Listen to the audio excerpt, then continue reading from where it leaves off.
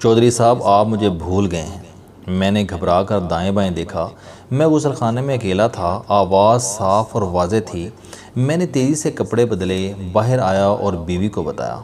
اللہ کرم کرے، مجھے شیخ حفیظ صاحب کی آواز آئی ہے۔ وہ حیرت سے میری طرف دیکھنے لگی۔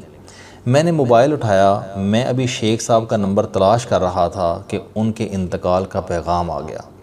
شیخ حفیظ صاحب عارضی دنیا سے مستقل دنیا میں منتقل ہو چکے تھے۔ شیخ حفیظ میرے عملی استاد تھے۔ وہ زندگی کے ہر معاملے میں میرے گائیڈ تھے۔ میں آج جو بھی ہوں، اس میں اللہ تعالیٰ کے کرم کے بعد ان کا بہت بڑا ہاتھ تھا۔ شیخ صاحب نے زندگی کی 80 بہاریں دیکھیں، ماشاءاللہ بھرپور زندگی گزاری۔ جوانی میں یورپ گئے اور ٹرینوں، بسوں اور پاؤں سے پورا یورپ دیکھ ڈالا۔ برطانیہ میں تعلیم حاصل کرنے کی کوشش کی، ناکام رہے۔ پاکستان واپس آئے، مختلف جابز کیں، تھک گئے تو بینک میں ملازمت کر لی۔ یہ ان کی آخری ملازمت تھی۔ وہ 1997 میں ایک بڑے بینک سے سینئر نائب صدر کے عہدے سے ریٹائرڈ ہوئے اور 2016 تک ریٹائرڈ زندگی گزاری۔ وہ جوانی میں رمل کے شوق میں مبتلا ہو گئے، رمل کا علم سیکھا اور مہارت حاصل کر لی۔ وہ کتابیں پڑھنے کے بھی شیدائی تھے۔ وہ ہومیوپیتھک ڈاکٹر بھی تھے اور برسوں شوگر کی دوا بنانے میں بھی مصروف رہے۔ غرض آپ جس زاویے سے بھی دیکھیں، آپ شیخ صاحب کو ایک دلچسپ اور شاندار انسان پائیں گے۔ میری ان سے پہلی ملاقات 1999 میں ہوئی تھی۔ میں اس وقت تازہ مشہور ہوا تھا اور یہ مشہوری مجھ سے ہضم نہیں ہو رہی تھی۔ شیخ صاحب ملے اور انہوں نے میری نکیل پکڑ لی۔ وہ زندگی کے ہر معاملے میں میری رہنمائی کرنے لگے۔ ان کا پہلا سبق بہت دلچسپ تھا۔ ان کا کہنا تھا کہ آپ جتنے بھی طاقتور ہو جائیں، آپ وقت کو ریورس نہیں کر سکتے۔ مثلا آپ 60 سال کی عمر میں دنیا کے امیر ترین شخص ہو جائیں اور آپ اپنی ساری دولت خرچ کر دیں تو بھی آپ 20-25 سال کے جوان نہیں ہو سکیں گے۔ چنانچہ انسان کو جوانی کے کام جوانی میں ہی کرنے چاہیے، انہیں بڑھاپے کے لیے بچا کر نہیں رکھنا چاہیے۔ ان کا کہنا تھا کہ میں دنیا دیکھنا چاہتا تھا۔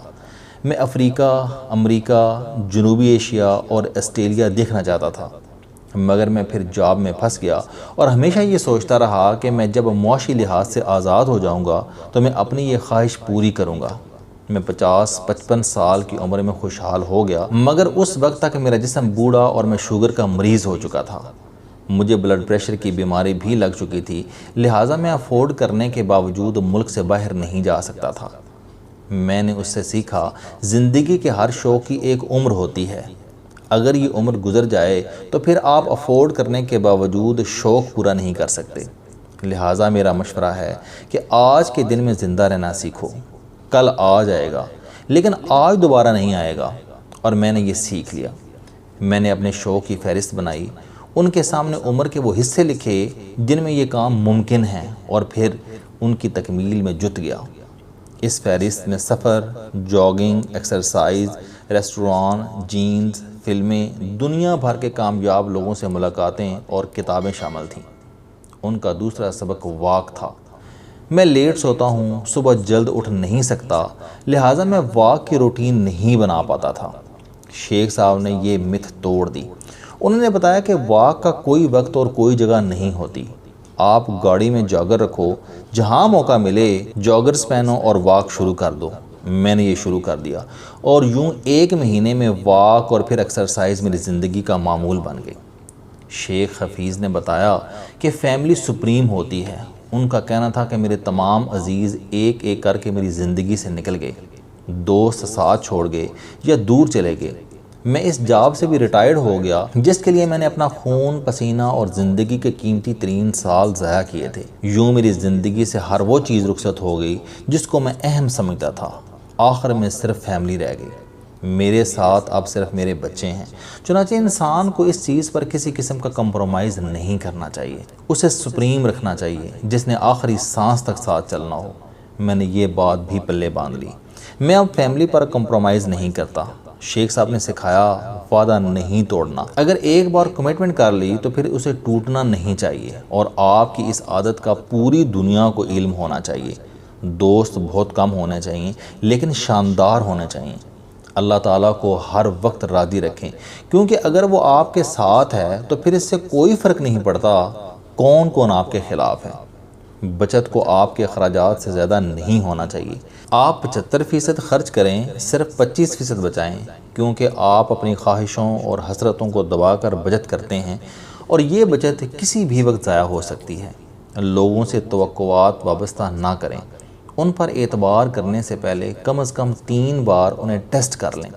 یہ نہ دیکھیں آپ کو کون کیا کہہ رہا ہے، کون آپ کے راستے میں روڑے اٹکا رہا ہے۔ کسی الزام کا جواب نہ دیں، بس اپنے راستے پر چلتے رہیں۔ کیونکہ جو لوگ آپ کو جانتے ہیں وہ ان الزامات کو اہمیت نہیں دیں گے، اور جو آپ سے واقف نہیں ہیں وہ آپ کی وضاحت کو اعتراف جرم سمجھیں گے۔ شیخ صاحب نے سمجھایا، بے غرض ہو جاؤ، لوگوں کی محتاجی سے نکل جاؤ گے۔ انسان کا کام انسان کی سب سے بڑی پبلک ریلیشننگ ہوتا ہے۔ شیخ صاحب نام نہاد روحانیت کے بھی خلاف تھے۔ میں ایک وقت میں بزرگوں کی تلاش میں رہتا تھا۔ مجھے جس شخص کے سر میں راکھ نظر آتی تھی میں اس میں پیر کامل تلاش کرنے لگتا تھا۔ شیخ صاحب نے یہ مت بھی توڑ دی۔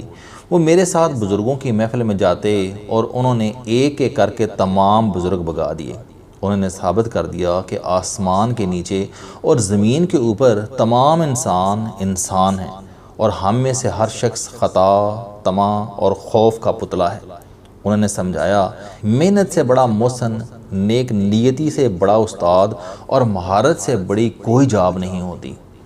شیخ صاحب نے مجھے 2 دلچسپ چیزیں بھی سکھائیں۔ انہوں نے بتایا کہ دوستیاں ہمیشہ اس وقت خراب ہوتی ہیں جب کوئی دوست آپ سے اپنا راز شیئر کرتا ہے اور آپ اس راز کے استعمال کی غلطی کر بیٹھتے ہیں۔ وہ مثال دیتے تھے کہ فرض کرو آپ کا کوئی دوست آپ کو یہ بتا دیتا ہے کہ اس کے پاس اتنی رقم ہے، اور آپ بعد ازاں اس سے ادھار مانگ لیتے ہیں۔ ادھار کا یہ مطالبہ آپ کا تعلق ہمیشہ کے لیے خراب کر دے گا۔ انہوں نے دوسری بات یہ سمجھائی کہ آپ اپنے کسی عزیز دوست یا کلیگ سے کتنے ہی ناراض کیوں نہ ہوں، لیکن وہ جب کسی ایمرجنسی میں آپ کو فون کرے تو آپ اپنی ناراضگی کا اظہار نہ کریں، آپ فوری طور پر اس کی مدد کریں۔ وہ اگر کام ہونے کے بعد شکریہ ادا کرنے کے لیے آئے تو آپ ہلکے پھلکے انداز میں اسے سمجھا دیں کہ تم نے فلاں وقت میرے ساتھ بڑی زیادتی کی تھی، میں تم سے ناراض تھا، مگر مجھ سے تمہاری تکلیف دیکھی نہیں گئی اور میں اختلاف کے باوجود تمہارے ساتھ چل پڑا۔ شیخ صاحب نے سمجھایا، آپ کبھی دل کے کمزور یا بے حوصلہ شخص کے لیے سٹینڈ نہ لیں، کیونکہ وہ شخص اپنے وعدے سے منحرف ہو جائے گا، وہ مخالف پارٹی سے صلح کر لے گا اور آپ پھنس جائیں گے۔ آپ ہمیشہ ایسے بہادر اور بااصول لوگوں کے ساتھ کھڑے ہوں جو پیچھے نہ ہٹیں، جو آپ کو میدان میں اکیلا نہ چھوڑیں۔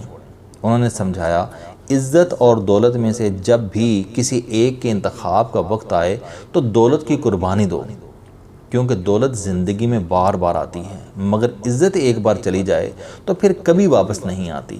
اور ان کا کہنا تھا کہ اپنے بچوں، بالخصوص بیٹیوں کی تمام جائز ضروریات پوری کیا کرو، ان کا کوئی مطالبہ یا تقاضا مسترد نہ کرو، کیونکہ بچے والدین کی محبت کو پوری زندگی یاد رکھتے ہیں۔ شیخ صاحب میرے عملی استاد تھے۔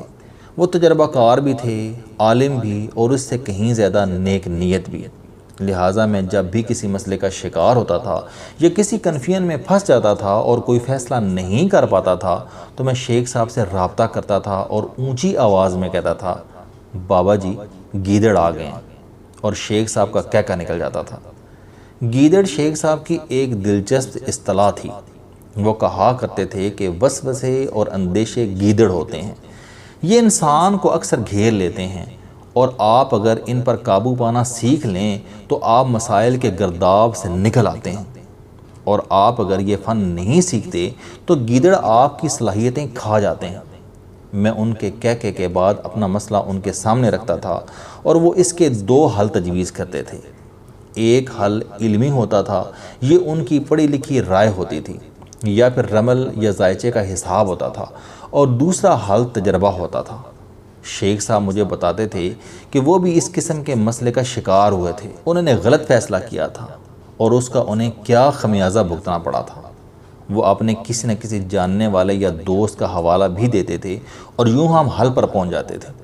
میں اکثر اپنے دوستوں یا جاننے والوں کو بتاتا ہوں کہ میری عمر 1000 سال ہے، میں 45 سال کا ہوں، میرا استاد 80 سال کا، اور ہماری کتابیں 875 سال کی ہیں، اور یہ 1000 سال کا تجربہ مجھے راستے سے بھٹکنے نہیں دیتا۔ میرے بابا جی 2 جنوری 2016 کی دوپہر دنیا سے چلے گئے، لیکن جاتے جاتے اپنے جانے کی اطلاع کر گئے۔ شیخ صاحب کی آواز میرا وہم نہیں تھا، وہ آواز صاف اور واضح تھی۔